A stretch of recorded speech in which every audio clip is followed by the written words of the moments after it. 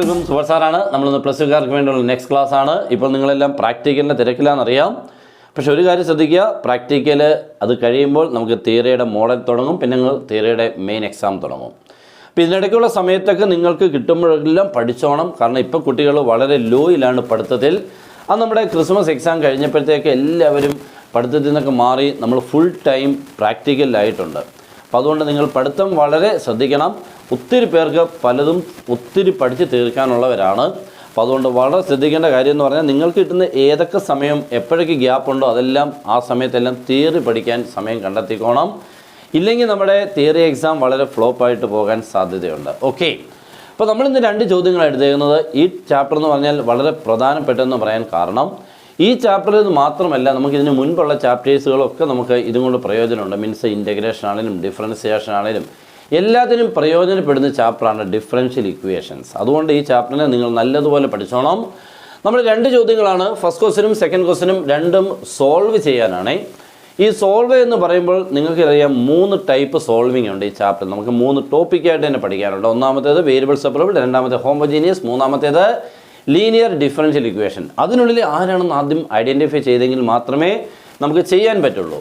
ഇപ്പോൾ ഈ വെറും സോൾവ് എന്ന് പറയുമ്പോൾ നമുക്ക് ഏത് ടൈപ്പാണെന്ന് തിരിച്ചറിയാൻ ഇത്തിരി പാടുണ്ടാവും. പക്ഷേ ക്ലാസ്സിൽ പഠിപ്പിക്കുമ്പോൾ ഒരു ഡൗട്ടും ഇല്ല. കാരണം എന്താണെന്നറിയാമോ, ഒരു ടോപ്പിക്കിൻ്റെ പേരെഴുതിക്കൊണ്ട് നിങ്ങൾ പ്രോബ്ലം ചെയ്യുക. അപ്പോൾ ആ പ്രോബ്ലം എല്ലാ ടോപ്പിക്കിലാണെന്ന് കണ്ടുപിടിക്കാൻ ഒരു ബുദ്ധിമുട്ടുമില്ല. പക്ഷേ എക്സാം എത്തുമ്പോൾ സോൾവ് എന്ന് മാത്രമാകുമ്പോൾ നമുക്ക് മനസ്സിലാക്കാൻ പാടാണ്. അതുകൊണ്ടാണ് നമ്മൾ ശ്രദ്ധിക്കുക. നോക്കിക്കേ, ഈ ക്വസ്റ്റ്യൻ നോക്കിയാൽ dy/dx e⁻x - y.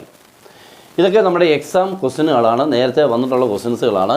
ഇതിനെ നമുക്ക് വേരിയബിൾ സെപ്പറബിൾ ആക്കാനാണ് പറ്റുന്നത്. നോക്കിക്കുക, e⁻x - y നമ്മൾ പണ്ട് പഠിച്ചിട്ടുള്ള ഒരു റിസൾട്ട് ഉണ്ട്. ഇങ്ങനെ a⁻b - a അല്ലെങ്കിൽ a⁻m - n എന്നൊക്കെ പറയുമ്പോൾ, അല്ലെങ്കിൽ a⁻b - നമുക്ക് ഇങ്ങനെ എഴുതാം, a⁻b ഡിവൈഡഡ് ബൈ ആരെന്ന് എഴുതാം, a⁻c. ഇങ്ങനെ മൈനസ് വന്നാൽ ഡിവിഷൻ ആക്കി നമുക്ക് മാറ്റാൻ പറ്റുമെന്നുള്ളത് അറിയാം. അങ്ങനെ e⁻x - y നമുക്ക് എങ്ങനെ മാറ്റാൻ പറ്റും നോക്കിക്കേ, dy/dx e⁻x divided by e⁻y എന്ന് മാറ്റാം. Okay, a⁻m - n a⁻m/a⁻n. Next cross multiply ചെയ്യുമ്പോൾ ഇയാൾ ഇങ്ങോട്ടേക്ക് വരും, ഇയാൾ ഇങ്ങോട്ടേക്ക് വരുമ്പോൾ dy e⁻y, ഇവിടെ dx e⁻x ആണല്ലോ. അപ്പോൾ e⁻y dy is equal to e⁻x dx. Cross multiply ചെയ്തപ്പോൾ ഇത് വേരിയബിൾ സെപ്പറബിളായി. dxനോട് x മാത്രം, dy/y മാത്രം. ഓക്കെ ആണല്ലോ. ഇനി നമുക്ക് എന്ത് ചെയ്യണം, ദിസ് ഈസ് വേരിയബിൾ സെപ്പറബിൾ എന്ന് അങ്ങോട്ട് എഴുതണം. ദെയർഫോർ ഇൻ്റഗ്രേറ്റിംഗ് എന്ന് എഴുതണം കേട്ടോ. വേരിയബിൾ സെപ്പറബിൾ ആയി കഴിഞ്ഞാൽ പിന്നെ നമുക്ക് ഒന്നും നോക്കാനില്ല, ഇൻ്റഗ്രേഷൻ നടത്താം. പക്ഷേ എപ്പോഴാണ് ഈ ഇൻ്റഗ്രേഷൻ നടത്തണമെന്നുള്ളൊരു ക്വസ്റ്റ്യൻ കണ്ടാൽ തിരിച്ചറിയണം. അപ്പോൾ ഇങ്ങനെ ഇവിടെ ഇപ്പോൾ നോക്കിയേ, ഒരൊറ്റ സ്റ്റെപ്പ് കൊണ്ട് അല്ലെങ്കിൽ 2 സ്റ്റെപ്പ് കൊണ്ട് നമുക്ക് വേരിയബിൾ സെപ്പറബിളായി. ചില ക്വസ്റ്റ്യൻസുകളൊക്കെ ഇതിലും കൂടുതൽ സ്റ്റെപ്സുകൾ യൂസ് ചെയ്യേണ്ടി വരും. ഓക്കെ, ഇപ്പോൾ നോക്കിക്കേ, that is integral e⁻y dy is equal to integral e⁻x dx. e⁻y integral, what is integral of e⁻y? e⁻xൻ്റെ പോലെ തന്നെ, e⁻xൻ്റെ എത്ര, e⁻x. അപ്പോൾ e⁻y e⁻y, ഇവിടെ e⁻x പ്ലസ് c, തീർന്നു. ഓക്കെ, അപ്പോൾ പ്രോബ്ലം കുഞ്ഞതാണ്, 2 മാർക്കാണ് കേട്ടോ, ഒത്തിരിയൊന്നും ഇല്ല. നമുക്ക് ഈ ചാപ്റ്ററിൽ നിന്നൊന്നും വലിയ മാർക്സുകളല്ല, 2, 3, 4 മാർക്കിൻ്റെ ഒന്നും ചോദിക്കത്തേ ഇല്ല.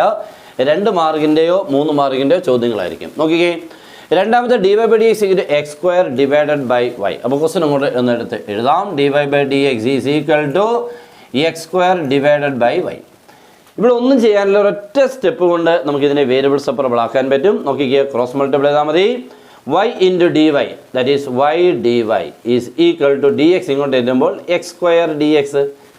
എളുപ്പമായി, വേരിയബിൾ സെപ്പറബിളായി. അപ്പോൾ നമുക്ക് എഴുതാം, this is variable separable integrating. അങ്ങോട്ട് ഇൻ്റഗ്രൽ സൈൻ കൊടുക്കുമ്പോൾ integral y dy is equal to integral x² dx. Okay, what is integral of y?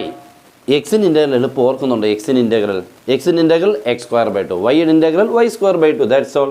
Okay, അപ്പം y²/2. Okay, x² integral x⁻n+1/n+1, that is x⁻3 divided by 3 plus c. Okay, അപ്പോൾ 2 ക്വസ്റ്റ്യൻസും കഴിഞ്ഞു. വളരെ സിമ്പിളായിട്ട്, വളരെ ഫാസ്റ്റായിട്ടാണ് ഞാൻ ചെയ്തത്.